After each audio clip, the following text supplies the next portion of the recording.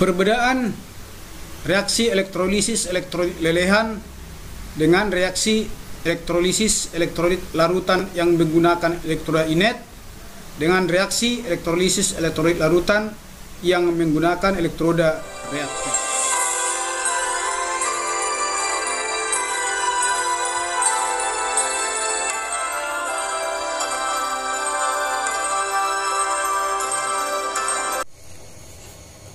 Selamat datang di Pak Bos Channel khusus pelajaran kimia.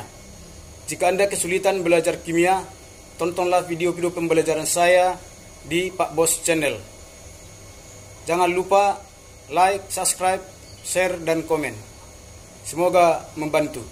Terima kasih.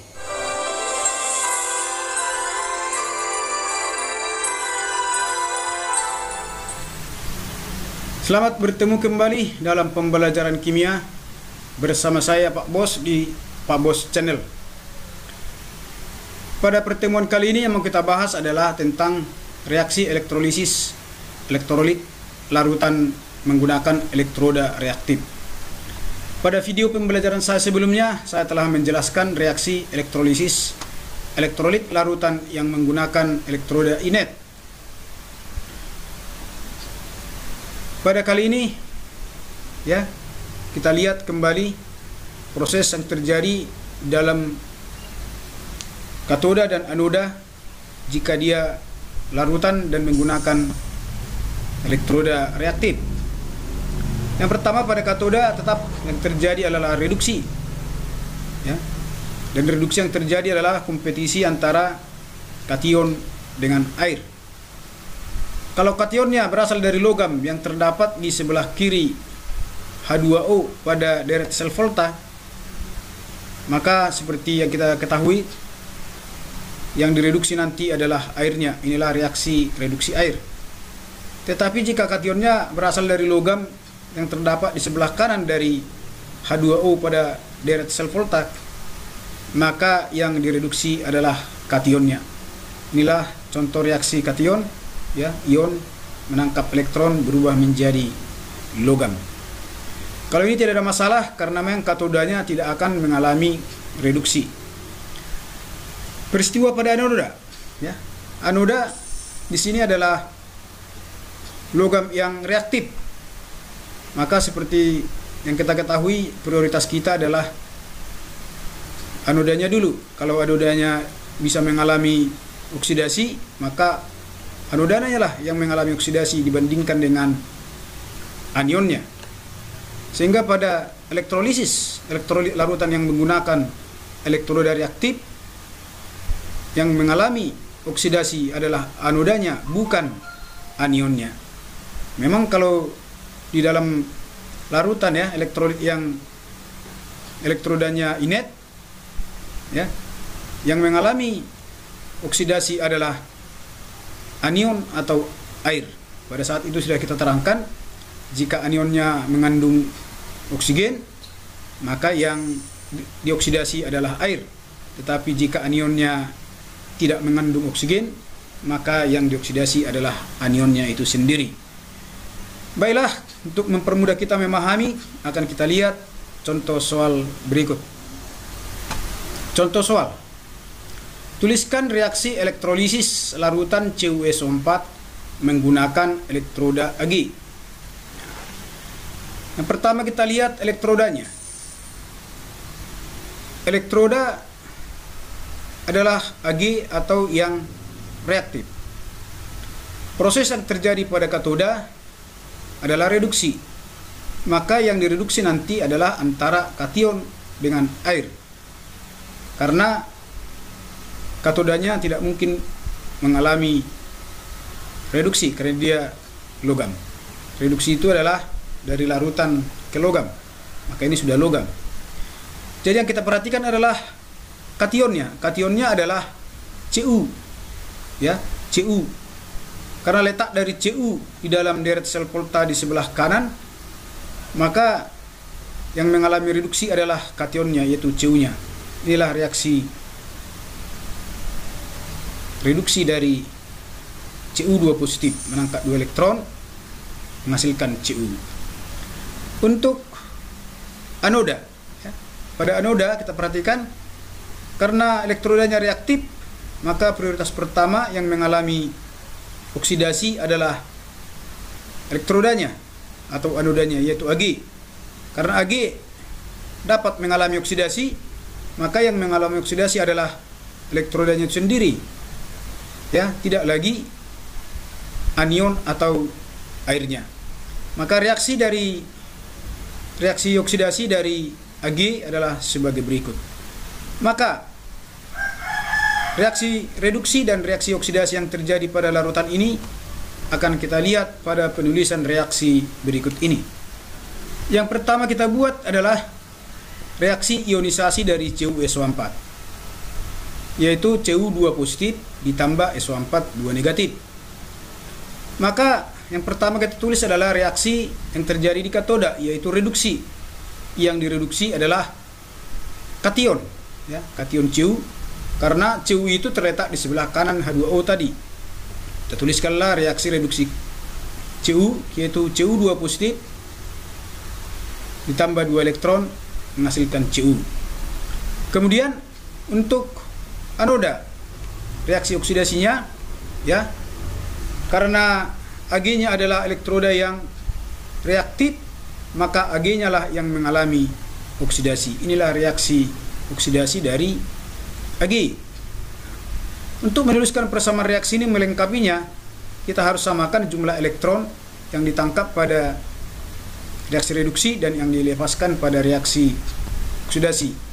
Karena di reduksi elektronnya ada 2, sedangkan di oksidasi baru 1, maka kita kali 2 lah reaksi untuk oksidasi. Kemudian kita tuliskan yang sudah kita kalikan, ya.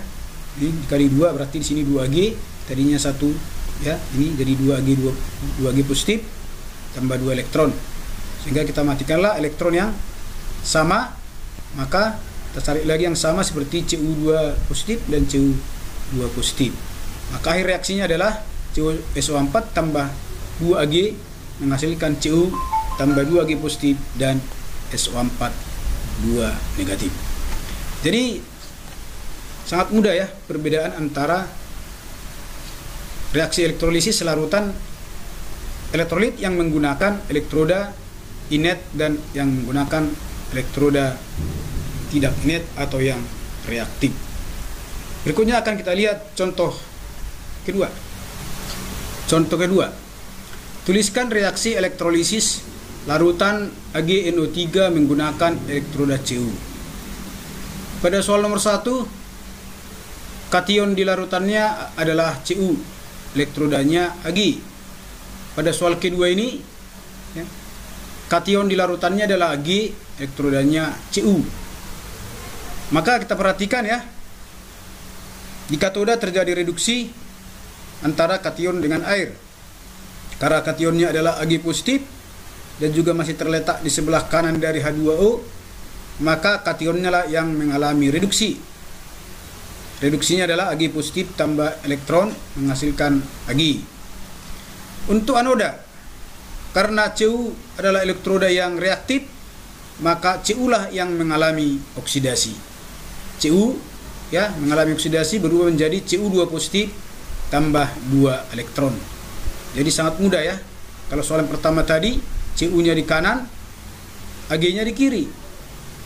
Ya, sekarang Ag-nya yang di kanan, Cu-nya di kiri. Kita lihatlah penulisan reaksi pada elektrolisis tersebut. Yang pertama adalah kita buat dulu reaksi ionisasi dari AgNO3 menghasilkan Ag positif dan NO3 negatif. Yang pertama adalah reaksi yang terjadi di katode adalah reduksi. Yang direduksi tadi adalah kationnya, ya, karena letak dari Ag itu di sebelah kanan dari H2O, yaitu Ag positif menangkap 1 elektron menghasilkan Ag. Kemudian oksidasi pada anoda, ya, karena tadi Cu itu adalah elektroda yang reaktif, maka Cu-nya lah yang dioksidasi. Reaksinya Cu menghasilkan Cu2 positif tambah 2 elektron. Kemudian kita samakan elektronnya, berarti kita kali 2 lah reaksi reduksi. Nanti sekaligus akan berubah jumlah Ag-nya, maka kita kali 2 juga lah reaksi pertama di atas untuk menyamakan Ag positifnya. Kemudian kita tuliskan sesuai dengan pengaliannya. Ini dikali 2, yang ini juga dikali 2, yang ini tetap, ya. Maka kita matikanlah notasi yang sama, antara lain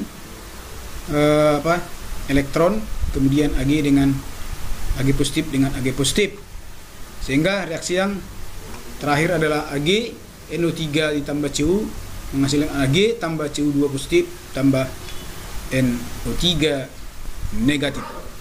Demikianlah reaksi elektrolisis ya untuk larutan elektrolit yang menggunakan elektroda reaktif. Kemudian mungkin akan kita lihat satu lagi untuk memperjelas daripada contoh ketiga ya. Contoh ketiga, tuliskan reaksi elektrolisis larutan KCl menggunakan elektroda Ni atau nikel.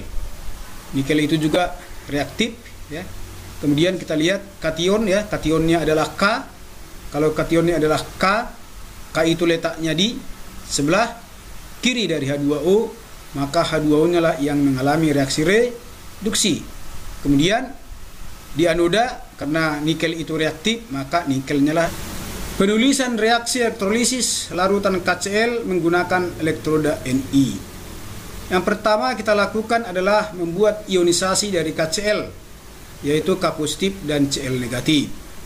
Maka karena kationnya adalah K atau K positif dan K itu terletak di sebelah kiri dari H2O, maka H2O lah yang mengalami reaksi reduksi. Kemudian untuk di anoda, karena nikel itu adalah elektroda yang reaktif, maka nikelnya itulah yang mengalami reaksi oksidasi. Kemudian karena elektron yang ditangkap dan yang dilepas sama, kita matikan, maka hasil reaksi akhirnya adalah demikian. Jadi itulah cara menentukan reaksi elektrolisis larutan ya yang elektrodanya reaktif. Maka di sini akan saya simpulkan, yaitu perbedaan elektrolisis. Perbedaan elektrolisis lelehan, elektrolit lelehan dengan elektrolit larutan yang menggunakan elektroda reaktif dan yang menggunakan elektroda inet. Perbedaan reaksi elektrolisis elektrolit lelehan dengan reaksi elektrolisis elektrolit larutan yang menggunakan elektroda inet dengan reaksi elektrolisis elektrolit larutan yang menggunakan elektroda reaktif.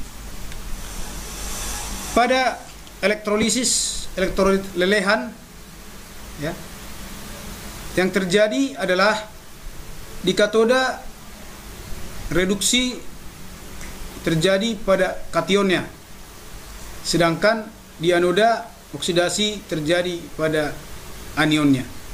Jadi sangat mudah ya, reduksi terjadi pada kation, oksidasi terjadi pada anion. Contoh misalnya lelehan garam KCl, jika diionkan KCl, K positif dan Cl negatif, berarti K positif sebagai kation dialah yang mengalami reduksi pada katoda. Kemudian anion Cl negatif ya, dia yang mengalami oksidasi di anoda. Kemudian kalau dia elektrolisis elektrolit larutan yang menggunakan elektroda inet, elektrodanya tidak akan mengalami reaksi, sehingga yang kita perhatikan hanya pada larutannya antara kation, anion dengan air. Pada katoda yang terjadi reaksi reduksi antara kation dengan air. Kalau kationnya terletak di sebelah kanan dari H2O pada deret sel volta, kationnya lah yang mengalami reduksi. Tetapi jika kationnya berada pada sebelah kiri dari H2O pada deret sel volta, maka airnya lah yang direduksi. Inilah reaksi reduksinya. Untuk anoda ya, terjadi reaksi oksidasi. Karena anodanya juga tadi inet, maka yang dioksidasi adalah antara anion dengan air. Kalau anionnya tidak mengandung oksigen, maka anionnya itulah yang dioksidasi. Inilah contoh reaksinya. Tetapi jika anionnya itu mengandung oksigen, maka airlah yang dioksidasi. Ini reaksinya. Untuk reaksi elektrolisis elektrolit larutan yang menggunakan elektroda reaktif. Untuk katoda sama halnya dengan katoda pada elektrolit larutan yang menggunakan elektroda inet. Bedanya adalah pada anoda yang reaktif. Ya, di anoda ini karena dia reaktif, anodanya lah yang mengalami reaksi oksidasi. Jadi itulah perbedaan antara reaksi yang terjadi di elektrolisis elektrolit lelehan dengan elektrolit larutan yang menggunakan elektroda inet dan yang menggunakan elektroda reaktif. Baiklah, sampai sekian. Sampai bertemu kembali di dalam pembelajaran berikutnya. Salam sehat.